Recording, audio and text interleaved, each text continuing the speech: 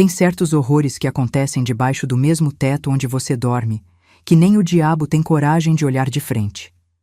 O que eu vou contar hoje é daquele tipo de história que você vai querer parar no meio, mas não vai conseguir. Guarde bem minhas palavras. O que esse homem que eu chamava de marido fez com minha mãe cega é tão monstruoso que até hoje, 60 anos depois, minhas mãos tremem ao lembrar. Mas o que eu fiz com ele? Ah, minha filha! O que eu fiz com Paulo naquele poço seco por 3 dias inteiros, debaixo do sol escaldante do interior paulista, isso sim é algo que vai te fazer pensar 2 vezes antes de julgar uma mulher desesperada. Preste atenção em cada detalhe dessa história, porque quando eu revelar como encontraram o corpo dele, ressecado como couro velho, você vai entender por que até hoje o povo de Pindamonhangaba abaixa a voz quando fala da valquiria do poço seco. A mulher que deu ao demônio o gosto do próprio inferno. Tem uns homens que parecem gente de bem, mas escondem o capeta encarnado por baixo da pele. Só Deus mesmo sabe como eles conseguem enganar todo mundo com aquele sorriso limpo na cara, enquanto a alma deles já está toda chamuscada de maldade. Meu marido Paulo era desse tipo. Um monstro de fazer o diabo se benzer, que aproveitava da cegueira da minha mãe para fazer horrores que nem nos pesadelos mais escuros a gente consegue imaginar. Abusava daquela pobre velhinha cega e indefesa nas horas que eu saía puxando as latas d'água na cabeça, achando que uma mulher que não enxergava era só um corpo sem sentidos, sem noção do mal que estava sofrendo. Ele fazia a festa só porque achava que nunca seria descoberto, mas ele estava enganado demais, minha amiguinha. Quem nasce e cresce no sertão aprende uma verdade que não vem em livro nenhum. O sol é o juiz mais honesto que existe, e a sede... Ah, a sede é um carrasco que não conhece piedade nem aceita suborno. O mesmo sol que racha a terra, que seca as aguadas, que mata o gado em pé, também pode limpar a alma de quem está precisando conhecer o outro lado do sofrimento. Foi isso que fiz quando descobri aquele horror brotando dentro da minha própria casa. Dei a Paulo um gostinho do inferno em vida. 3 dias e 3 noites jogado lá no fundo de um poço seco como a alma dele, com aquelas paredes de pedra lisa, feito sabão molhado, subindo sem fim até um pedacinho de céu que ele podia ver, mas não alcançar. O sol descendo como brasa viva, na hora do meio-dia, queimando cada pedaço de pele exposta, enquanto a sede transformava a língua dele num pedaço de couro velho. A noite chegando com um frio que cortava até o osso, com os bichos rastejando nas paredes, os grilos cantando uma cantiga que parecia risada, e eu lá em cima, olhando, descendo só um pinguinho d'água, só o suficiente para ele não morrer, para sentir cada segundo daquele castigo. Quando finalmente tirei ele de lá, Paulo não era mais o mesmo homem. A mudança não veio por bondade minha, não.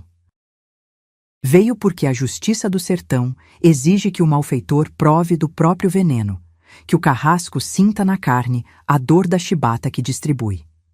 Meu nome é Valquíria Cardoso de Alencar. Carrego 88 janeiros nas Costa Curvada, nascida e criada em Pindamonhangaba, no interior de São Paulo, essa terra que é só espinho e flor misturado. Até hoje vivo na mesma terra onde o sangue e as lágrimas molharam o chão. Só que agora, esse pedaço de mundo respira paz. Da varanda desta casa de madeira, que já viu coisa que até Deus duvidaria, que já ouviu grito que ficariam presos nas paredes, mesmo depois de 100 mãos de cal, conto essa história pra vocês, minhas amiguinhas. O vestido vermelho de flor amarela que trago no corpo, presente dos meus afilhados, balança na brisa da tarde enquanto me balanço nessa cadeira que range, como se também quisesse contar história. O céu que espiou todo entardecer é o mesmo que assistiu calado no dia que decidi que justiça não podia esperar por delegado, por juiz, por autoridade nenhuma. Meu corpo é o mapa dessa história. Cada ruga dessa pele curtida no sol brabo, cada fio desse cabelo que já foi preto retinto como asa de graúna em noite de lua nova, cada calo dessa mão que já carregou peso demais. E aqui, no pescoço, esse cordãozinho simples que era da minha mãe Clemência. A única herança que ela me deixou além das histórias sussurradas na beira do fogão e dos saberes que salvaram mais vidas que médico nessas bandas. E você que tá aí do outro lado, me escutando contar o que guardei trancado no peito por mais de 60 anos, me diz uma coisa. Qual é seu nome? De que canto desse Brasil tão grande você tá me ouvindo agora? Me conta aqui embaixo nos comentários, quero saber até onde a voz rouca dessa velha do interior tá chegando. Quem sabe até tem alguém de Pindamonhangaba me ouvindo, alguém que já cruzou comigo na feira, que já bebeu água do meu pote, que já ouviu os mais antigos falarem baixinho da Valquiria do Poço Seco, a mulher que deu ao marido abusador o castigo do sol e da sede. As histórias mais fortes têm perna própria, viajam longe nas asas do vento, de boca em boca. E essa que vou contar, até hoje faz os cabelos do cangote arrepiar e as vozes baixarem de tom quando é contada por essas bandas do sertão. Porque tem coisa que nem o tempo consegue apagar, nem a morte consegue enterrar direito. Esta casa já foi bem diferente do que é hoje. Quando tudo aconteceu, era uma casinha de pau a pique com chão de terra batida, coberta de palha de carnaúba que precisava trocar todo ano depois das chuvas. Quando elas vinham, é claro. Agora tem essas tábuas de madeira nas paredes, esse telhado de barro que meu sobrinho Tonho ajeitou para mim e essa varanda que mandei fazer quando juntei um dinheirinho vendendo garrafadas e ervas que minha mãe me ensinou. Mas o terreno é o mesmo. E o poço? Ah, o poço. Ainda tá lá, agora coberto com uma laje de pedra e cimento. Em cima dele plantei um pé de mandacaru que floresce todo ano, uma flor branca linda que só aparece de noite, como se fosse uma alma penada buscando perdão. Tem gente que acha macabro eu plantar flor em cima do lugar onde quase matei um homem. Eu acho que é um jeito de dizer que até das piores coisas pode nascer algo bonito. Minhas mãos, olha só, são testemunhas de tudo que vivi. Calejadas de tanto carregar lata d'água na cabeça, de tanto raspar mandioca, de tanto torcer roupa no riacho. Tenho uma cicatriz aqui na palma da mão direita que foi de um corte com faca de sisal que nunca cicatrizou direito. Tava cortando a planta para fazer corda quando a faca escorregou. Não tinha médico, nem posto de saúde, nem nada. Minha mãe costurou com agulha de costura mesmo, depois de limpar com cachaça. Doeu que só, mas a gente no sertão aprende desde cedo que dor passa, fraqueza não.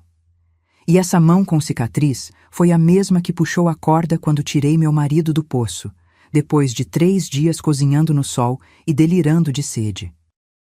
A mesma que segurou a panela de água fresca e deixou ele ver, mas só dava uns golinhos de cada vez. Queria que ele soubesse o que é querer algo desesperadamente e não poder ter. A história que vou contar aconteceu durante a Grande Seca, aquela que durou de 1958 a 1963, que castigou o Ceará como poucas vezes a gente viu. Foi um tempo que o céu parecia ter esquecido como é que faz para chover. Os açudes secaram um por um, primeiro o pequeno da comunidade, depois o médio da fazenda do coronel, e por fim, até o grande, que diziam que nunca secava, virou só uma poça de lama com peixe morto boiando. O gado morria em pé, encostado nos mourões de cerca, com os olhos vidrados procurando água até no último suspiro. As árvores, mesmo as mais fortes, ficavam só com os galhos pelados apontando para o céu, como se tivessem implorando por uma gota que seja. O córrego que passava perto de casa virou um risquinho de terra rachada, com umas poças de água suja aqui e ali, onde os bichos todos se acotovelavam para molhar o bico. Nesse tempo, sobreviver já era um ato de resistência. A gente acordava com o sol nascendo e dormia com ele se pondo, porque lamparina e vela era luxo que não podia se dar. Tudo que comia tinha que tirar de uma terra que não queria dar nada. E o pior de tudo era a água. Ah, a água. Coisa que hoje a gente abre uma torneira e tá ali. Naquele tempo era questão de vida ou morte. Cada gota era contada, cada banho era um luxo, cada panela lavada era um desperdício que doía no coração. A água para beber a gente guardava em potes de barro, cobria com pano limpo para não criar bichos. A água para cozinhar vinha das latas que eu carregava na cabeça, de longe, todo santo dia. Foi nessa época que minha mãe Clemência ficou completamente cega.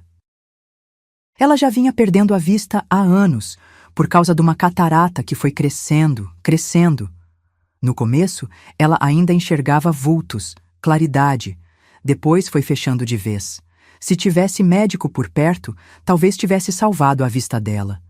Mas o doutor mais perto ficava em Quixadá, e quando a gente finalmente juntou dinheiro para ir, ele disse que já estava tarde demais, que não tinha mais jeito. Foi aí que meu pai morreu, de desgosto misturado com febre de carrapato, e ela veio morar com a gente, eu e Paulo, na nossa casinha. Os primeiros tempos foram de ajuste, como é natural. Minha mãe precisava decorar onde ficava cada coisa na casa, aprender a se virar sem enxergar. Mas logo ela estava se virando, fazendo praticamente tudo o que fazia antes, só que mais devagar. Paulo, meu marido, no começo pareceu aceitar bem a situação. Até ajudava, fazia uma rampa na porta para ela não tropeçar, botava os móveis sempre no mesmo lugar para ela não se confundir. Mas algo nele já não estava certo, eu só não tinha percebido ainda. Ele tinha um olhar diferente quando olhava para minha mãe. Um olhar que agora, olhando para trás, eu reconheço como o olhar de um predador que encontrou uma presa fácil. Desses que esperam a hora certa para atacar, que planejam cada passo. Paulo sempre foi calado, guardava as coisas para ele. Fumava aquele fumo de corda fedorento que ele mesmo preparava, com um cheiro forte que impregnava tudo. As roupas dele, a barba, as mãos, a casa inteira. O único luxo dele era esse fumo, que ele não deixava faltar nem nos piores tempos de seca. Na pior parte da seca, a água acabou em todos os lugares perto de casa. O único açude que ainda tinha um pouquinho ficava a uns 5 quilômetros de distância. Todo dia eu pegava 2 latas e ia buscar. Saía cedinho, antes do sol ficar muito forte, e voltava lá pelas 10, 11 horas com as latas cheias na cabeça. Era uma caminhada sofrida, debaixo de um sol de rachar, por um caminho cheio de pedra e espinho. Mas era o único jeito de ter água. Paulo dizia que não podia ir porque tinha que cuidar da roça, tentar salvar o que dava das plantas, caçar alguma coisa para comer. Eu acreditava. Que mulher besta que eu era, meu Deus do céu! Uma coisa que começou a me intrigar era como Paulo insistia que eu fosse buscar água, mesmo quando a gente ainda tinha o suficiente em casa. Vai, mulher, vai buscar mais água que essa não vai dar, ele dizia. Melhor ir agora que o sol não tá tão quente. E eu ia, carregando aquelas latas pesadas, queimando a cabeça e os pés, achando que estava fazendo o certo. Todo dia, sem falta, ele dava um jeito de me mandar para longe por pelo menos 3, 4 horas, e ficava sozinho com minha mãe. Só de lembrar isso, meu sangue ferve nas veias e meus olhos enchem de água. Às vezes a gente tá tão perto do mal e não consegue ver. Às vezes o mal dorme na mesma cama que a gente, come no mesmo prato, divide o mesmo teto. Foi mais ou menos nessa época que minha mãe começou a mudar. Ela que sempre foi falante, de contar história, de cantar suas cantigas antigas enquanto fazia as coisas, começou a ficar calada. Não queria comer direito, mesmo quando eu conseguia um pedaço melhor de carne ou uma farinha mais fina. Quando ouvia os passos de Paulo chegando, ela ficava tensa, apertava as mãos, às vezes até tremia. Eu achava que era por causa da cegueira, que ela estava com medo de incomodar, de ser um peso. Cheguei a brigar com ela por isso. Mãe, ele não liga não, a senhora não tá atrapalhando nada. Ela só sacudia a cabeça e ficava quieta, com aqueles olhos brancos de catarata, olhando pro nada. Como fui tola, meu Deus, como fui tola. Tem gente que diz que mãe tem um sexto sentido, que percebe o perigo antes dele chegar. Eu digo que isso é verdade, só que às vezes a gente não dá ouvidos. Tem sinais que a gente só entende quando olha para trás, quando já é tarde demais e tudo que resta é juntar os cacos. Os sinais estavam todos lá. Minha mãe cada vez mais quieta, mais assustada. Paulo cada vez mais insistente para eu sair de casa por horas. aquele cheiro estranho no quarto dela, que não era só do fumo de corda, era outra coisa, um cheiro de medo, de vergonha. Mas eu não via ou não queria ver. Às vezes o horror é tão grande que a gente se recusa a enxergar, mesmo quando está bem na nossa frente. O açude mais distante, aquele que ainda tinha um fio d'água, ficava numa baixada depois de uma serra pequena. Era um lugar bonito, apesar da seca. Tinha umas carnaubeiras resistindo bravamente, umas jurema florindo contra tudo e todos. A água já estava pouca, turva, mas ainda dava para usar. Tinha dias que eu ficava lá um tempinho a mais, só sentada na beira, olhando aquele pouquinho d'água como se fosse um tesouro. Era um descanso da vida dura, um momento só meu. Se eu soubesse o que acontecia em casa enquanto eu procurava esse descanso, teria voltado correndo. Não teria nunca mais saído de perto da minha mãe. De todos os pecados que mancham a face dessa terra, abusar de quem não tem como se defender é o que mais faz meu sangue ferver nas veias. Tem coisa que nem o inferno aceita de portão aberto. Quando um homem pega uma mulher idosa, cega, sem força nem para espantar mosca do rosto, e usa o corpo dela para satisfazer aquela imundície que ele chama de desejo, e ainda por cima sendo a própria sogra, aquela que dormia debaixo do mesmo teto confiando que ele era proteção e não ameaça, esse homem perdeu o direito até de ser chamado de gente.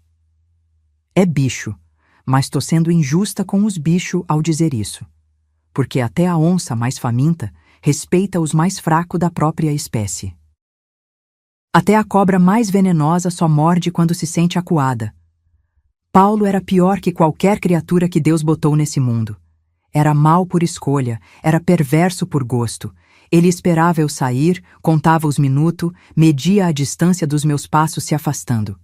Sabia exatamente quanto tempo eu levava para ir e voltar do açude. Calculava tudo como quem planeja uma caçada. E quando tinha certeza que eu estava longe demais para ouvir qualquer grito, ele entrava no quarto da minha mãe, pisando manso que nem raposa, aproveitando que ela não podia ver aquele sorriso nojento que ele trazia no rosto. As coisas que ele fazia... Meu Deus do céu! Tem dia que acordo de madrugada ainda ouvindo os gemidos abafados dela, ainda vendo as imagens que peguei pela fresta da janela. Tem dia que preciso correr pro terreiro e vomitar só de lembrar, mesmo depois de tanto tempo. Os dedos grossos dele machucando a pele fina da minha mãe. A respiração pesada feito boi cansado. Os nomes que ele chamava ela, tratando como se fosse um trapo, um resto, uma coisa sem valor nem sentimento. E depois que terminava sua imundície, vinha as ameaças.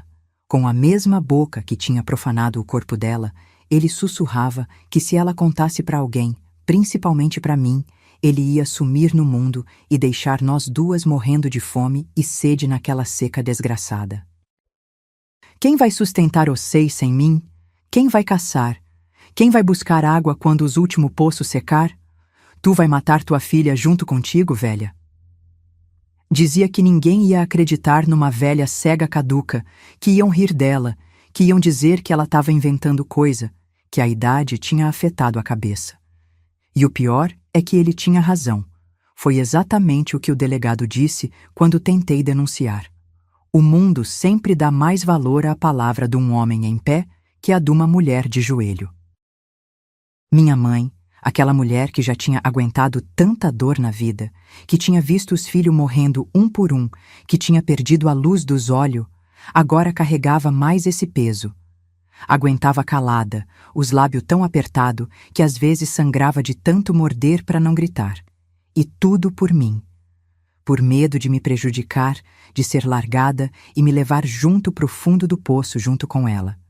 Por medo de ser um fardo ainda mais pesado nas minhas costas já curvada. Cada abuso era uma ave-maria silenciosa que ela rezava. Cada toque nojento era uma conta do rosário de sofrimento que ela carregava escondido. Dia após dia, semana após semana, como uma penitência que nem o pior dos criminosos merecia cumprir.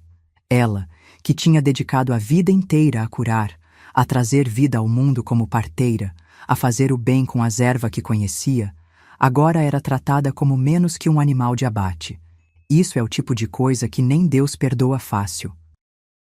E se Deus demora a fazer justiça, o sertão ensina a gente a ajudar ele um pouco.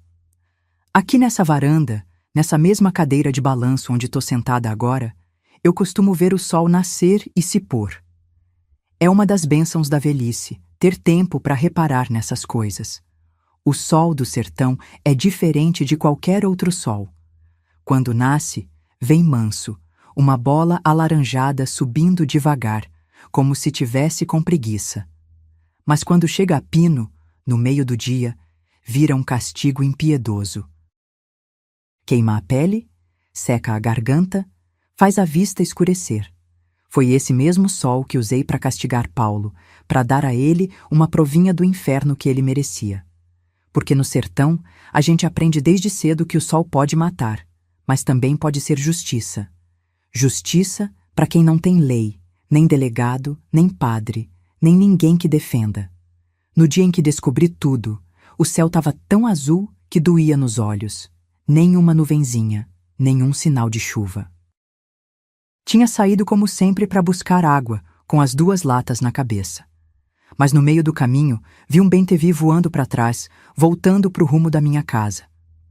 Minha mãe sempre dizia que isso era sinal de que a gente precisava voltar, que tinha algo errado acontecendo. Naquele tempo, a gente acreditava nesses presságios, nessas sabedorias antigas que hoje o povo acha que é bobagem. Resolvi voltar, mas sem fazer barulho. Deixei as latas escondidas no meio do mato e voltei pelo caminho mais comprido que passava por trás da casa, onde tinha uma janelinha que dava para o quarto da minha mãe. O que vi por aquela janela foi tão horrível, tão fora desse mundo, que por um instante achei que estava tendo uma visão, um pesadelo acordada. Mas espera lá, antes de ir direto para o final, tenho que começar essa história lá do começo da minha vida, senão Senum vai entender como uma mulher chega no ponto de jogar o marido num poço seco e deixar ele lá por 3 dias embaixo do sol quente, torrando as ventas. A maldade Num nasce do nada, e a coragem muito menos. 2 coisas que a gente vai juntando aos pouquinho, sem nem perceber, até o dia que precisa usar. E te garanto, eu não tive medo de usar não, viu? Nasci em 1937, na fazenda Tabuleiro Grande, a umas 2 léguas de Pindamonhangaba. Naquele tempo, não tinha esse negócio de maternidade, nem de médico para fazer parto. Quem me aparou foi a véia Quitéria, a mesma parteira que depois ensinou minha mãe o ofício. Meu pai, seu Antônio Cardoso, era vaqueiro da fazenda, daqueles que conheciam cada palmo de terra, cada gota d'água escondida. Minha mãe, Clemência, além de ajudar nos partos, era conhecida por suas garrafadas e remédio do mato. Era uma mulher forte, de poucas palavras e muito conhecimento. Fui a terceira de 7 irmãos, mas só eu e mais 2, Zezinho e Sebastião, vingamos. Os outros 4 foram levados por febre, por diarreia, por mordida de cobra, por doença que nem nome tinha. Naquele tempo, era comum. As mães já sabiam que nem todo filho ia chegar a adulto. Era triste, mas era a vida que a gente tinha. Nossa casa era de taipa, chão de terra batida, coberta de palha. Pequena, mas sempre limpa, que isso minha mãe não abria mão. Casa de pobre pode ser simples, mas suja é que não vai ser, ela dizia enquanto varria o terreiro todas as manhãs. O tempo da minha infância foi um tempo de muita luta, mas não era de tanta miséria. A gente sempre tinha o de comer, feijão, farinha, às vezes uma carne de bode ou galinha. Meu pai trazia caça, preá, rolinha, tatu, e minha mãe plantava um roçadinho de milho, feijão, jerimum. Água a gente tirava do poço que tinha no quintal, o mesmo poço que depois secou na grande seca e que usei para dar o castigo em Paulo. Naquele tempo, o poço era farto, água limpa e fresca, que a gente puxava com um balde amarrado numa corda. A vida na fazenda era dura, mas tinha suas belezas. Cresci correndo solta pelos matos, conhecendo cada planta, cada bicho. Aprendi a ler o céu, a saber quando vinha chuva pelo formato das nuvens, pelo canto diferente do bem-te-vi, pelo cheiro do vento. Ia pro roçado ajudar meu pai desde pequetita, aprendendo a lidar com a terra. Mas o que eu gostava mesmo era de seguir minha mãe enquanto ela colhia as ervas para os seus remédios. Clemência conhecia cada folha, cada raiz, cada casca que curava. Tinha remédio para tudo: chá de cidreira para acalmar, lambedor de angico para tosse, garrafada de jurubeba para o fígado, banho de aroeira para inflamação. E não era só planta que ela entendia. Minha mãe sabia ler o sinal da natureza como quem lê um livro aberto. Tá vendo aquela formiga carregando os ovos para cima, minha filha? É sinal que vai chover forte, ela me ensinava. Ou então, repare como as folhas dessa planta tão virada pro nascente. Aqui tem água embaixo da terra. Ela me mostrava como encontrar água olhando o tipo de vegetação. Jurema e juazeiro indicavam água perto da superfície. Aroeira e angico mostravam onde a terra guardava umidade. Num tempo e lugar onde cada gota era preciosa, esse conhecimento valia ouro. Aprendi a conservar água como ninguém. Colocar pedra em volta das plantas para manter a umidade, usar a água de lavar roupa para regar o quintal, guardar o sereno da noite em bacia rasa.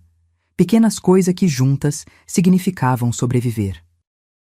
Minha mãe também me ensinou cedo que mulher no sertão tem que ser forte, mais ainda que os homens.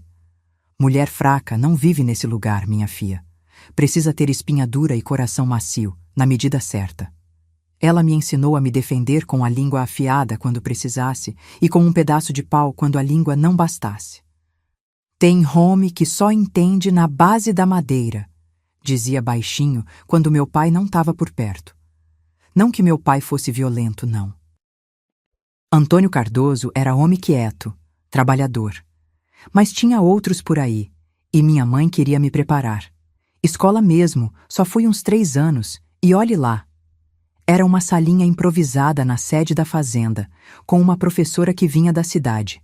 Aprendi a ler, escrever e fazer conta, o básico. Mas a verdadeira educação mesmo veio da vida, da luta diária, dos ensinamentos da minha mãe. Clemência me ensinou coisas que nenhum livro podia ensinar. Como aparar um parto difícil, como curar uma ferida infeccionada, como encontrar água no sertão seco, como prever tempestade pelo comportamento dos bichos. Foi com ela que aprendi a força que uma mulher pode ter, mesmo quando tudo parece perdido. A perda da visão de minha mãe começou quando eu tinha uns 15 anos. Primeiro, ela começou a reclamar que estava vendo umas manchas, umas sombras. Depois, foi ficando difícil enxergar de noite. Aos poucos, um véu branco foi cobrindo os olhos dela, aquela catarata que vai crescendo devagarinho como nuvem em dia de chuva fraca. No começo, ela ainda conseguia se virar, conhecia tudo pelo tato, pelo cheiro. Mas com o tempo, foi ficando cada vez mais difícil. Mesmo assim, continuava fazendo seus remédios, atendendo as mulheres grávidas, mantendo a casa em ordem. Os olhos são só um dos jeitos de ver o mundo, minha filha. Tem coisa que se enxerga melhor com o coração, ela me dizia quando percebia minha tristeza por ver ela naquela situação. Quando completei 19 anos, meu pai já estava velho e doente. A vida dura de vaqueiro tinha cobrado seu preço. Preocupado com o que seria de nós depois que ele partisse, arranjou meu casamento com Paulo Teixeira, um homem de 34 anos que morava na beirada das terras da fazenda. Paulo tinha fama de bom caçador, de conhecer os matos como ninguém. Era homem que sabia achar água em tempo de seca, que nunca voltava de mão vazia da caça, que conseguia sobreviver onde outros fracassavam. Pro meu pai, era a garantia de que eu e minha mãe não passaríamos necessidade quando ele não estivesse mais aqui. Não foi um casamento de amor como os de hoje em dia. Foi um arranjo, um acordo entre homens. Meu pai cedeu um pedaço de terra que tinha conseguido comprar ao longo dos anos, e Paulo prometeu cuidar de mim e de minha mãe quando chegasse a hora. Não tive escolha, mas também não reclamei. Era assim que as coisas funcionavam naquele tempo. As moças casavam com quem o pai escolhia e ponto final. Fui morar com Paulo na casa simples que ele tinha construído naquele pedaço de terra. Não era muito diferente da casa dos meus pais. Paredes de taipa, teto de palha, chão de terra. Mas era limpa e bem cuidada, tenho que reconhecer. Paulo era um homem de poucas palavras. Passava dias inteiros sem dizer mais que o necessário. Saía antes do sol nascer para caçar, para cuidar da roça, para procurar mel de abelha nos matos e voltava quando o sol já estava se pondo. Fumava um fumo de corda que ele mesmo preparava, num processo que aprendia a conhecer bem. Cortava o fumo em tiras fininhas, misturava com umas ervas que só ele conhecia, deixava secar no sol, depois torcia tudo numa corda grossa que ficava pendurada perto do fogão. O cheiro era forte, inconfundível, impregnava tudo.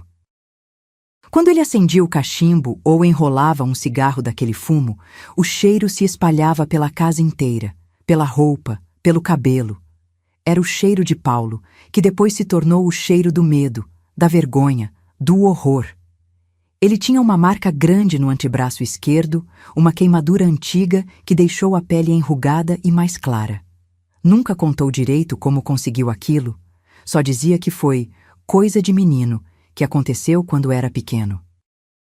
Agora, pensando bem, talvez já fosse um sinal, um aviso que não soube ler.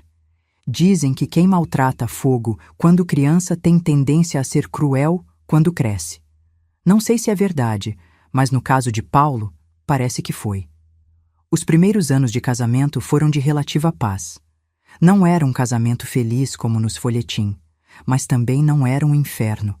A gente se respeitava, cada um fazia sua parte. Ele trazia comida, cuidava da terra, consertava a casa. Eu cozinhava, lavava, arrumava, plantava o que dava no quintal. À noite, ele me procurava como marido, sem carinho, mas também sem violência. Era o que tinha para ser. A gente sonhava em ter filho, em aumentar a família. Eu rezava todo mês para Nossa Senhora me dar essa graça, mas os filhos nunca vieram. Hoje vejo que foi bênção, porque que futuro teriam os filhos de um homem daquele? Vivíamos da agricultura de subsistência, plantando milho, feijão, macaxeira nas épocas certas e complementando com a caça que Paulo trazia. Tatu, preá, rolinha, às vezes até um veado quando a sorte ajudava. A vida não era fácil, mas a gente não passava fome. Tinha o de comer, tinha um teto, tinha saúde. De noite, sentava na porta de casa e ficava olhando as estrelas, ouvindo os grilo e sapo, sentindo o vento fresquinho que vinha dos matos. Às vezes, Paulo sentava comigo, fumando seu cachimbo em silêncio. Não era amor, mas era uma companhia. Parecia suficiente naquele tempo. Foi nesse tempo que meu pai faleceu.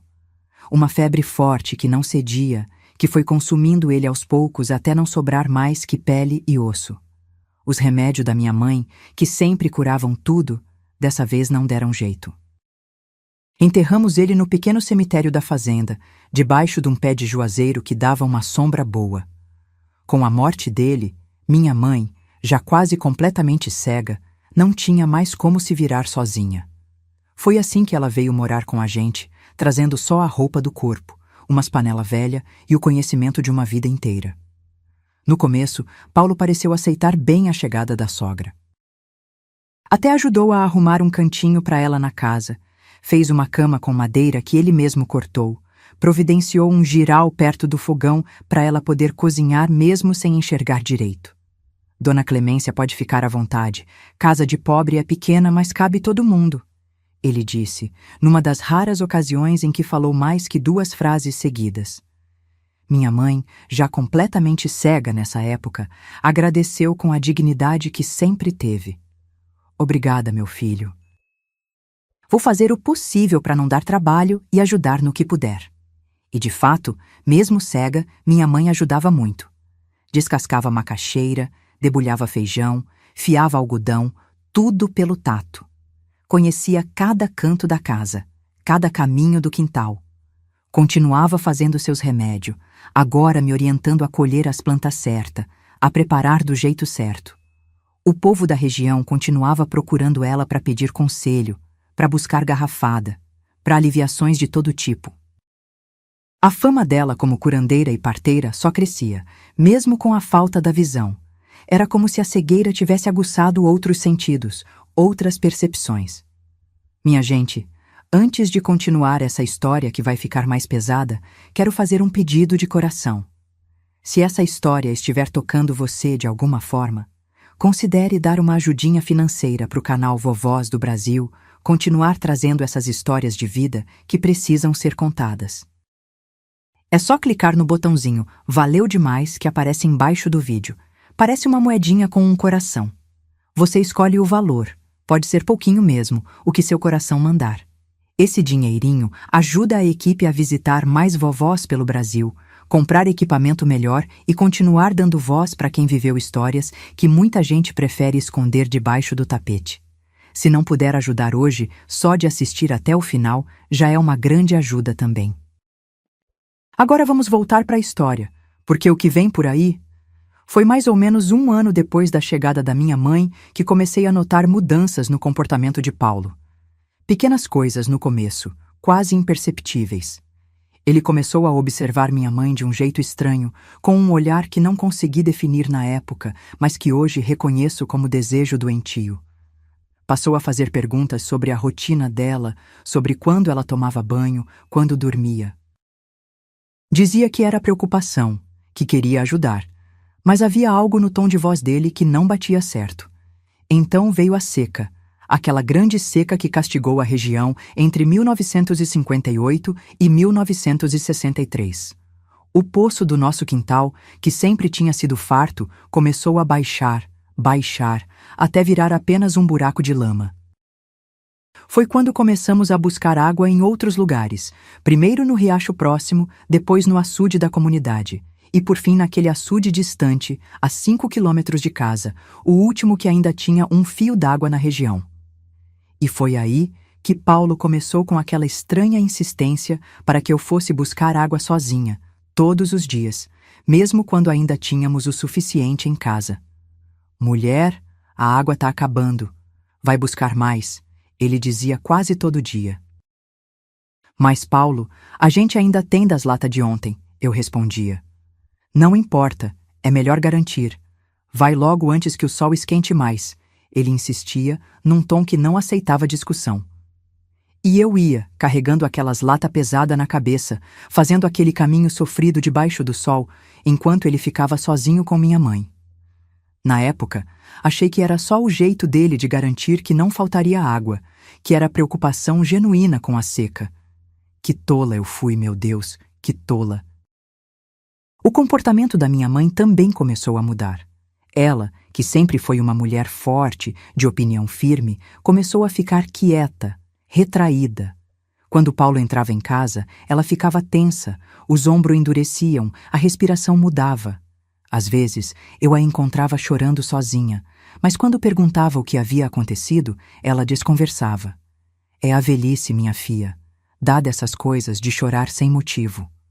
Eu acreditava, ou forçava a acreditar. Talvez porque a verdade fosse assustadora demais para encarar. Uma coisa que me intrigava era como minha mãe passou a evitar ficar sozinha. Quando eu precisava sair, ela sempre arranjava um jeito de ir junto, mesmo que fosse difícil para ela se locomover sendo cega. Me leva com você, minha filha. Tô precisando esticar as pernas, dizia. Mas quando não tinha jeito, quando ela precisava ficar em casa enquanto eu ia buscar água ou fazer alguma outra tarefa, ela ficava visivelmente aflita. Começava a rezar baixinho, pegava o terço e não largava até eu voltar. Na época, pensei que era medo de ficar sozinha por causa da cegueira. Hoje sei que era medo de ficar sozinha com ele. Teve um dia que voltei mais cedo da busca d'água porque uma das latas tinha furado no caminho. Quando cheguei perto de casa, ouvi minha mãe chorando baixinho e a voz de Paulo sussurrando algo que não conseguia entender. Entrei rápido e os encontrei na cozinha, minha mãe sentada no banco parecendo perturbada, e Paulo de pé ao lado dela. Quando perguntei o que tinha acontecido, ele respondeu rápido demais. Nada não, mulher. A velha se assustou com um barulho, só isso. Minha mãe não disse nada. Só ficou lá sentada, com as mãos tremendo no colo. Devia ter suspeitado mais, questionado mais, insistido mais.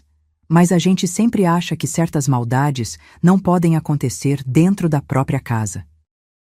Outro sinal que devia ter me alertado era como Paulo passou a dar presentes para minha mãe. Um pedaço melhor de carne, um pouco de rapadura que ele trazia da cidade, um novo chale que comprou na feira. Não eram presentes caros. Vivíamos na pobreza, mas era estranho para um homem tão durão e econômico como ele. Sua mãe merece, coitada. Já sofreu tanto na vida, ele dizia quando eu comentava. Hoje entendo que não era bondade. Era o jeito dele de comprar o silêncio dela, de fazê-la se sentir em dívida, de confundi-la.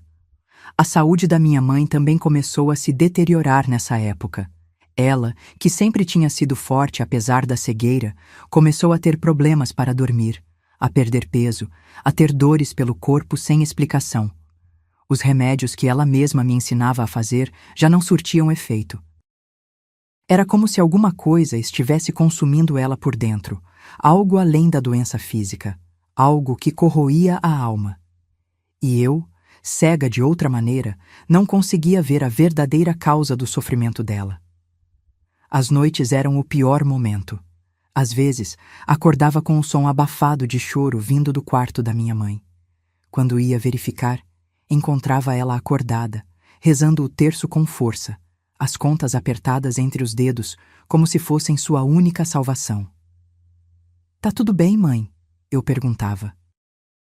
"Tá, minha filha.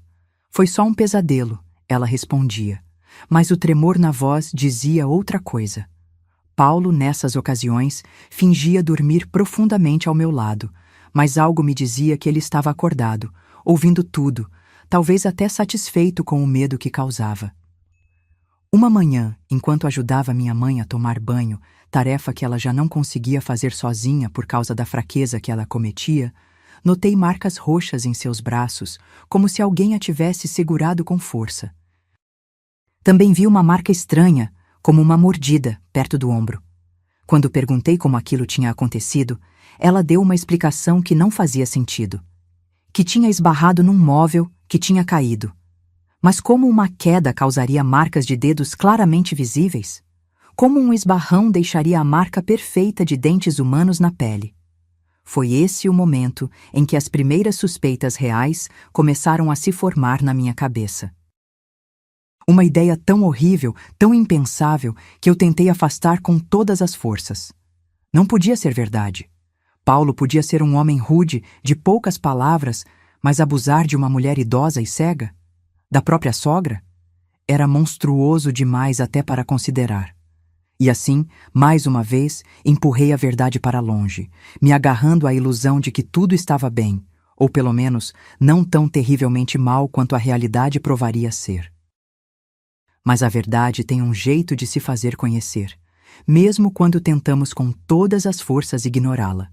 E no meu caso, ela veio através do cheiro, aquele inconfundível cheiro de fumo de corda que só Paulo usava, que ele preparava de um jeito que ninguém mais conhecia. Foi numa dessas manhãs, enquanto lavava os cabelos de minha mãe, que ela finalmente falou, numa voz tão baixa que quase não ouvi. "Tem um espírito ruim que me visita quando você sai, minha filha. Um espírito que fede a fumo de corda e tem mãos ásperas como lixa." Naquela hora, meu sangue gelou nas veias. O mundo pareceu parar por um instante. Não havia como negar mais, como fingir que não entendia. Minha mãe, em sua sabedoria, encontrou um jeito de me contar, sem dizer diretamente, de um modo que só eu poderia entender. Não era um espírito, era Paulo. E as visitas não eram aparições sobrenaturais, eram abusos reais, físicos, horrendos.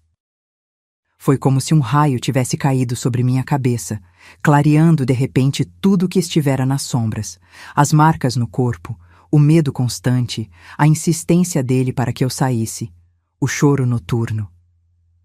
Tudo fazia um terrível sentido agora. Mas ainda precisava confirmar com meus próprios olhos. Ainda existia uma pequena, desesperada parte de mim que queria acreditar que havia outra explicação. E foi assim que planejei voltar mais cedo da busca d'água no dia seguinte, sem fazer barulho, para ver com meus próprios olhos o que acontecia na minha ausência. O que vi pela janela do quarto da minha mãe naquela manhã mudou minha vida para sempre, quebrou qualquer ilusão que ainda restava e plantou no meu coração uma semente de ódio tão profunda que só poderia ser arrancada com sangue. A rotina de buscar água naquela seca era uma provação que só quem viveu sabe contar. Acordo ainda no escuro, quando as estrelas ainda tão no céu e o galo nem pensou em cantar. Pegava as 2 latas, uma panela grande e um balde pequeno para ajudar a encher as vasilhas. Amarrava um pano na cabeça para aguentar o peso e outro na cintura para servir de rodilha. Saía pisando devagar para não acordar minha mãe nem Paulo, mas ele já estava sempre acordado, me olhando com aqueles olhos que hoje sei que estavam contando os minutos até eu sair porta afora. O caminho pro açude era pura agonia. 5 quilômetros de ida, outros 5 de volta, carregando peso. E não era um caminho fácil, não. Tinha que subir a colina dos Pretinho, descer pro Vale dos Angico, atravessar aquele trecho de areia solta que parecia sugar as alpercata, passar pelo trecho de pedra onde os espinhos de macambira tentavam fisgar a gente. Quando chegava na baixada onde ficava o açude, o sol já estava nascendo, pintando tudo de um alaranjado bonito que logo virava um amarelo forte, depois um branco que cegava e queimava. O açude mesmo já estava no fim. O que antes era um espelho d'água que você não enxergava a outra margem. Agora era só uma poça grande, cercada de lama rachada. A água turva, com gosto de barro, mas era o que tinha. As mulheres da região todas se encontravam ali, naquela disputa silenciosa por cada gota. Chegava mais cedo quem podia, para pegar a água menos suja, menos quente. A gente entrava na beirada, afundando o pé na lama e mergulhava as latas bem devagar para não levantar o lodo do fundo. Depois era esperar a poeira assentar um pouco antes de tampar e começar a viagem de volta.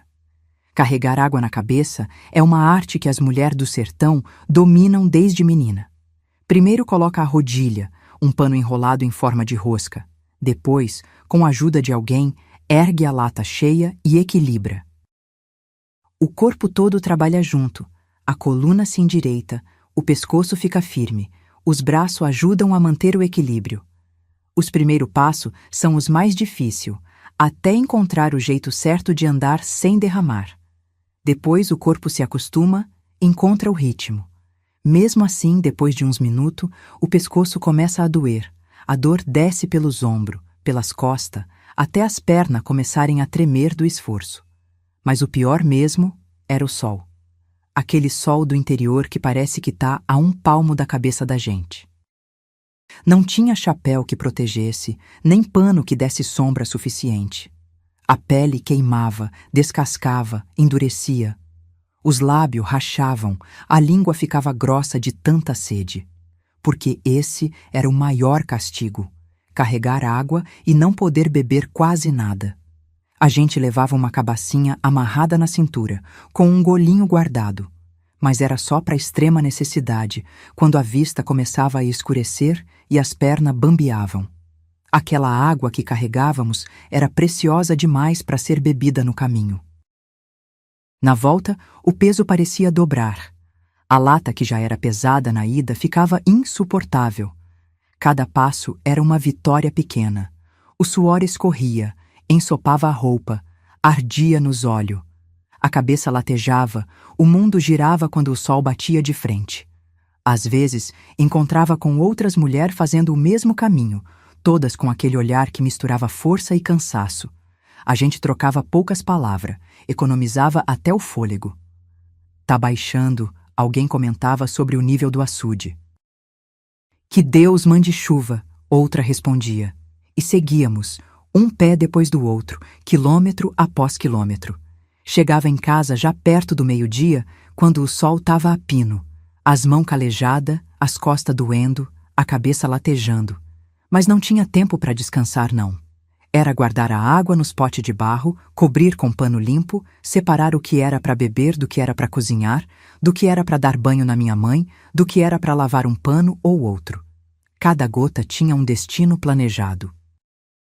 Nada se perdia. A água que lavava o arroz servia para regar as plantas. A que lavava a roupa ia para o quintal. A do banho ia para as galinhas. Era um ciclo sem fim de economia forçada.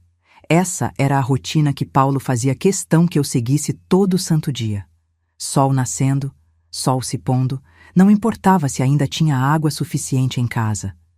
Vai, mulher, vai buscar mais, ele ordenava. E eu ia, sem questionar muito, porque a seca era de fato terrível e mais água nunca era demais. Hoje entendo que cada gota d'água que eu carregava na cabeça era também uma gota de sofrimento para minha mãe. Cada passo longe de casa era uma chance para ele fazer aquelas atrocidades. Minha mãe, coitada, tentou me avisar do jeito que podia. Não falava diretamente, acho que por vergonha, por medo, por não querer me causar mais sofrimento. Mas os sinais estavam todos lá. Quando ficava sozinha com Paulo, ficava agitada, inquieta. As mãos retorciam o pano da saia sem parar, como se estivesse contando o segundo até eu voltar. Quando ele chegava perto, ela se encolhia toda, virava o rosto para o outro lado, como se pudesse fugir do cheiro dele, daquele cheiro de fumo de corda que anunciava a presença dele antes mesmo dele entrar no cômodo. Comecei a notar que ela mal comia quando ele estava em casa. Afastava o prato, dizia que não tinha fome, mas quando era só nós duas, comia com vontade o que eu preparava. Tá gostoso, minha filha. Tuas mãos têm um tempero bom, dizia, mastigando devagar como quem saboreia cada pedacinho. Também passou a ter problema para dormir. Acordava várias vezes na noite, chamando por mim. Quando ia ver o que era, encontrava ela sentada na cama, rezando, o terço enrolado nas mãos trêmula, implorando proteção a todos os santos. O corpo dela também começou a contar a história que a boca não dizia. Emagreceu a olhos vistos, os braços ficaram finos como graveto, o rosto encovado. Volta e meia aparecia com marca nova, um roxo no braço, uma escoriação nas costas, uma marca de dedo no pescoço. Quando perguntava, ela inventava desculpa. Bati na quina da mesa, caí da cama, esbarrei na porta. Mas como uma pessoa cega, que conhece cada centímetro da casa pelo tato, iria esbarrar tanto assim? Como alguém que mal saía do quarto poderia se machucar com tanta frequência? Foi durante um banho que a verdade começou a sair, gota por gota, como água de pedra. Eu sempre dava banho nela dia sim, dia não. Esquentava a água no fogão a lenha, colocava numa bacia grande, levava para o quartinho dos fundos que servia de banheiro. Ajudava ela a se despir, a sentar num banquinho baixo e ia jogando água com uma caneca, ensaboando, enxaguando com cuidado. Era um momento só nosso, um momento de cuidado, de carinho. Ela sempre foi muito reservada, com vergonha do corpo já velho, já marcado pelo tempo. Mas comigo se permitia essa intimidade. Naquele dia, enquanto lavava os cabelos dela, cabelo branco, ralo, mas que ela fazia questão de manter limpo, notei que ela tremia mais que o normal. Achei que era o frio da água. Joguei um pano sobre os ombros dela para aquecer. Foi então que ela segurou minha mão com força, aquelas mãos enrugadas, mas ainda fortes de quem trabalhou a vida toda, e falou numa voz tão baixa que tive que me aproximar para ouvir. Tem um espírito ruim que me visita quando você sai, minha filha. Parei o que estava fazendo, o coração disparado. Como assim, mãe? Que espírito? Um espírito que fede a fumo de corda e tem mãos ásperas como lixa. Ela continuou, ainda naquele tom baixo, como se temesse que as paredes ouvissem. Vem quando você vai buscar água. Faz coisas ruins comigo, coisas que não posso nem contar. Senti um calafrio percorrer minha espinha, mesmo com o calor que fazia. Não era possível, não podia ser o que eu estava pensando. Mas então, ela continuou. Me segura com força, machuca meus braços. Diz que vai me matar se eu contar para você. Diz que ninguém vai acreditar numa velha cega. Foi como se o mundo tivesse parado. como se o ar tivesse sido sugado dos meu pulmão, como se o chão tivesse aberto debaixo dos meus pés, porque naquele momento entendi tudo. Não era espírito nenhum, era Paulo, meu marido. O homem que devia proteger minha mãe estava abusando dela quando eu saía. Aproveitando-se da cegueira dela, da fragilidade, da idade avançada, um monstro disfarçado de gente. Mãe, é o Paulo? Perguntei, mal conseguindo formar as palavras. Ela não respondeu com palavras, apenas chorou. Um choro silencioso, de quem já derramou tantas lágrimas que nem som elas fazem mais. Foi toda a confirmação que eu precisava. Naquela noite, não consegui dormir. Deitada ao lado dele, sentia nojo, asco, horror. O cheiro do fumo de corda dele me dava ânsia. O ronco suave me dava vontade de gritar. Como podia continuar vivendo sob o mesmo teto que aquele monstro? Como podia fingir que não sabia? Mas também, o que podia fazer? Éramos duas mulheres sozinhas no meio do interior, numa época de seca terrível. Não tinha para onde ir, não tinha como sustentar a mim e a minha mãe se saísse dali. Foi então que decidi que precisava ver com meus próprios olhos, confirmar aquele horror para ter certeza absoluta antes de tomar qualquer atitude. Planejei tudo. No dia seguinte, fingi que ia buscar água como sempre. Saí com as latas, me despedi da minha mãe, ignorei Paulo. Mas ao invés de seguir o caminho para o açude, dei a volta por trás da casa, silenciosa como uma cobra. Tinha uma janelinha pequena que dava para o quarto da minha mãe, coberta apenas por um pano velho. Me posicionei ali, afastei um pouquinho o pano e esperei. Não demorou muito. Assim que achou que eu já estava longe o suficiente, Paulo entrou no quarto da minha mãe. Ela estava sentada na cama, rezando seu terço como sempre fazia. Quando ouviu os passos dele, se encolheu toda, apertou o terço com mais força. Não, por favor, hoje não, ela implorou. Sua filha acabou de sair. Se voltar e pegar a gente... Cala a boca, velha, ele rosnou, arrancando o terço das mãos dela com violência. Ela só volta daqui a 3 horas, tempo mais que suficiente. O que vi depois foi tão horrível, tão desumano, que até hoje, mais de 60 anos depois, me dá pesadelo. Ele agarrou minha mãe com violência, tapou a boca dela com uma mão enquanto a outra fazia coisas que não consigo nem descrever. Ela tentava se debater, mas era fraca demais, velha demais, cega demais para conseguir escapar. Ele ria daquele jeito doentio, sussurrando coisas horríveis no ouvido dela, coisas que misturavam ameaça e prazer perverso. Meu primeiro impulso foi invadir o quarto, atacar ele, defender minha mãe. Mas algo me deteve. Se entrasse naquele momento, ele poderia machucar ainda mais minha mãe. Poderia nos matar as duas, enterrar nossos corpos naquele interior imenso e ninguém nunca saberia.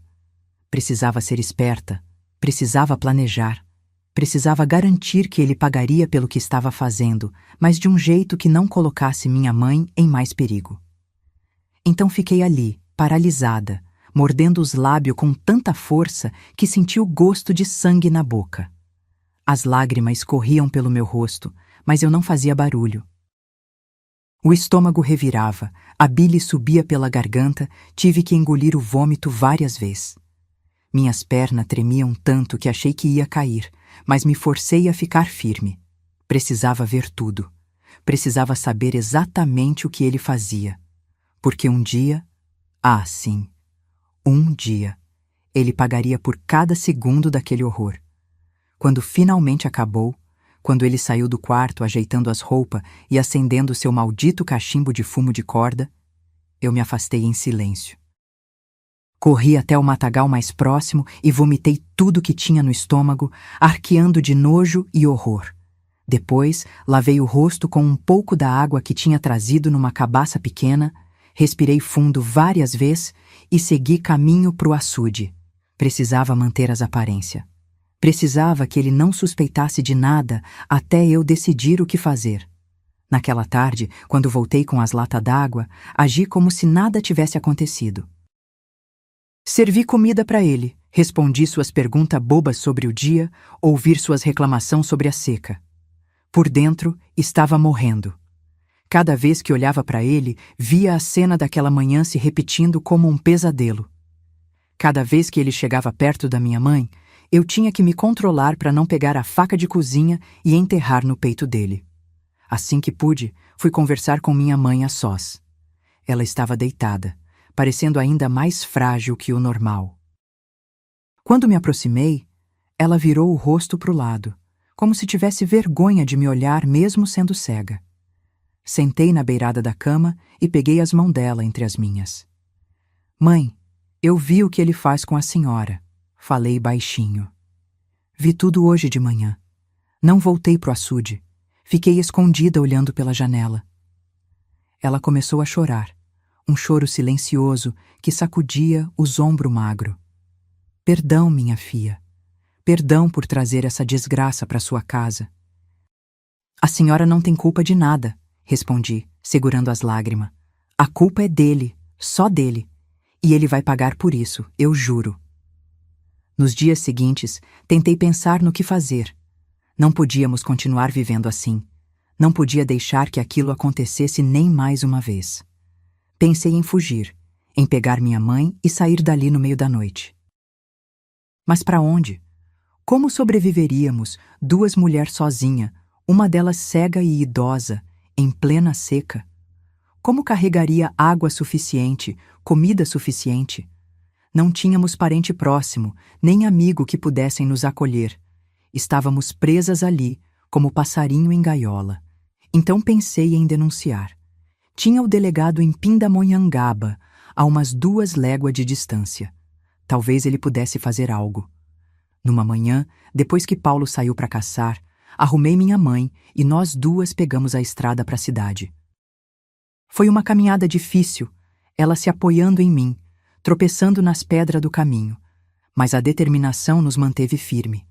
Chegamos na delegacia já perto do meio-dia, cansada, suada, com sede. O delegado, seu Aloísio, era um homem gordo, de bigode grande, que mais parecia um porco vestido de gente. Nos recebeu com má vontade, sem oferecer nem um copo d'água. Quando comecei a contar o que estava acontecendo, percebi que ele mal escutava.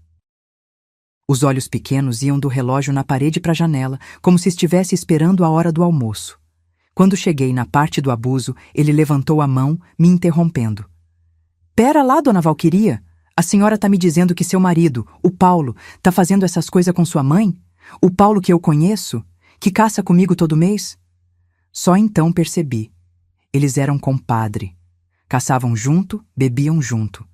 Claro que ele não acreditaria em mim. Sim, senhor delegado, é isso mesmo. Ele abusa dela quando estou fora de casa.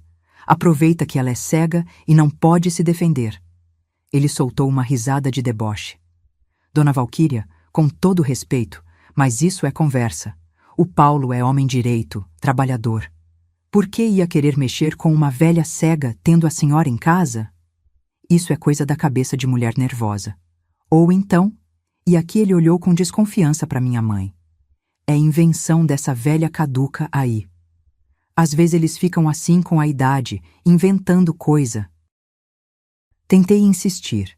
Mostrei os hematomas no braço da minha mãe, contei o que tinha visto pela janela. Mas ele não quis nem saber.